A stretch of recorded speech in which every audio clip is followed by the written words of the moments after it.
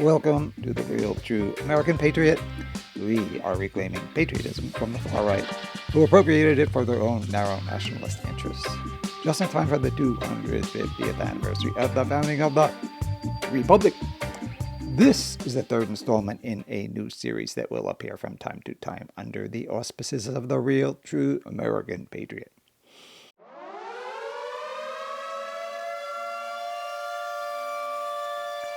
What do I mean by material? First, the obvious. Subject matter or just plain context? Content. Second, in this context, nuclear fuel, such as uranium, the fuel of choice for starter nuclear weapons programs like Iran seems to be developing. Advanced programs, such as the U.S., use plutonium-239. See, right away, I feel like I'm losing you. In light of how the subject either bores or frightens people, the episodes will be brief. Jumping right in. As a layperson that is unaffiliated with an organization, such as a school or a foundation, I have been a student of nuclear weapons for about 20 years. Growing up in the 1950s with air raid drills and the infamous duck and cover drills in schools, we, or at least I, internalized that nuclear war could wipe out life on Earth. That's like when I was 9 years old.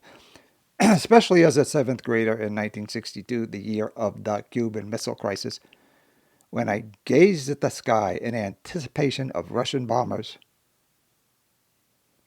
I didn't then understand that the attack would not come courtesy of bombs dropped by planes, but from missiles stationed in Cuba. The sudden intensification of the threat, already as ubiquitous as it was inescapable, certainly didn't compare with what children growing up during wartime experienced. But it couldn't help but leave a lasting impression on a child's psyche.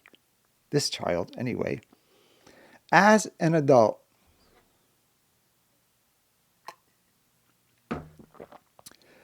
the nuclear threat lurked in the corners of my consciousness. But it wasn't until I was in my late 50s, after I emerged from mental illness and substance abuse, that it demanded my full attention. The trigger was concerns that Iraq was developing nuclear weapons at the time, which of course it was not. From where I'm sitting, nuclear weapons occupy pride of place among today's existential threats such as global warming, pandemics, and maybe even AI. If only because of the sheer suddenness with which it can extinguish life on Earth.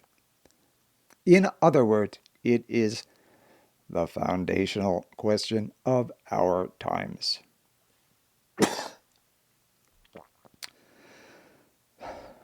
From the theory and the physics behind it, to the manufacturing, to the testing, to strategy, to the ethics of their use, to treaties, nuclear weapons is an enormous subject. You could practically fill a library just with books on nuclear deterrence alone. Strategy and as well ethics, such as contorting just war theory to justify nuclear war, whereby particular disciplines, strategy and ethics. Perhaps because the two are juxtaposed, strategy enables conducting nuclear war, whereas ethics poses constraints. Or should. At one point, I was writing a book on nuclear weapons. Alas, it foundered on the shoals of footnotes, and I abandoned it. The core concept was that the extent to which everything about nuclear weapons that was meant to keep us safe only makes life on Earth more dangerous.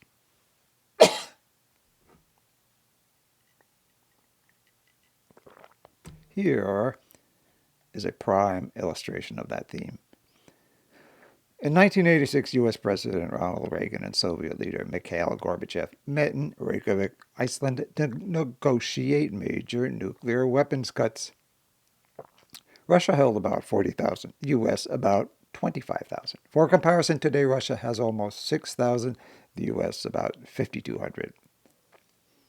In fact, many experts believe that as few as 200 is sufficient to serve as a deterrent today. Think about that. Few today are aware that during the Reykjavik summit, U.S. Secretary of State George Shultz, in a moment of exuberant optimism, heretofore absolutely foreign to nuclear negotiations, proposed a, understatement, bold plan to eliminate nuclear weapons entirely. Initially, President Reagan was caught up in the excitement. Ultimately, though, he was unable to relinquish plans for his cherished missile defense program that would ostensibly protect the U.S. should nuclear weapons be launched at it. Officially known as FDI, or the Strategic Defense Initiative, it was more commonly referred to as Star Wars because it was more like science fiction than something that could actually become real in the foreseeable future. The talks collapsed because Gorbachev knew that he couldn't bring that back to his generals, who would be very nervous. I will explain why they would find SDI objectionable in a moment. First, it must be pointed out that the missile defense systems since constructed are just about helpless against an onslaught of nuclear ballistic missiles, which is how they would be launched as an onslaught.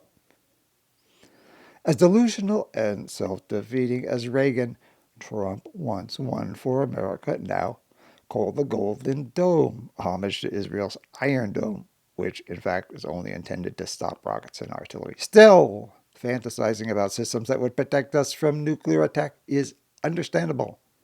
Understandable.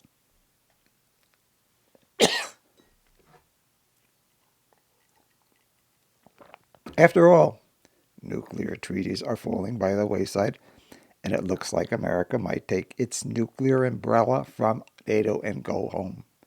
That is, stop protecting the European nations with nuclear weapons that are stationed in Europe. In fact, that missile defense against nuclear weapons, the fact that missile defense against nuclear weapons is unfeasible is the smaller problem. In fact, you can make the case that if it actually worked, it would amplify the nuclear threat from other countries. Huh?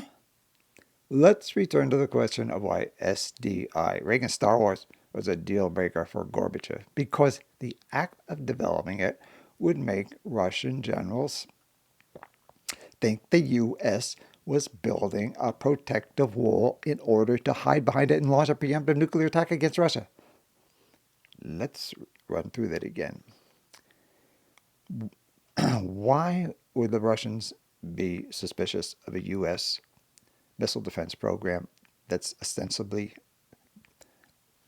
would protect it from a nuclear onslaught of nuclear weapons, missiles?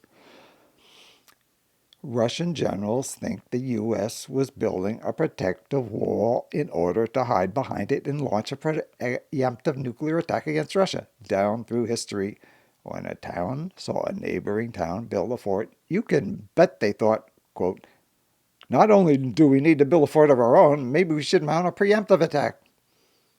Close quote. Oh, irony of ironies. However counterintuitive, our security, especially when it comes to nuclear attack, depends on retaining a window of vulnerability. Our security, especially when it comes to nuclear attack, depends on retaining a window of vulnerability. Thus, do you see how an attempt to protect us only increases the threat of nuclear war? Fun stuff, right?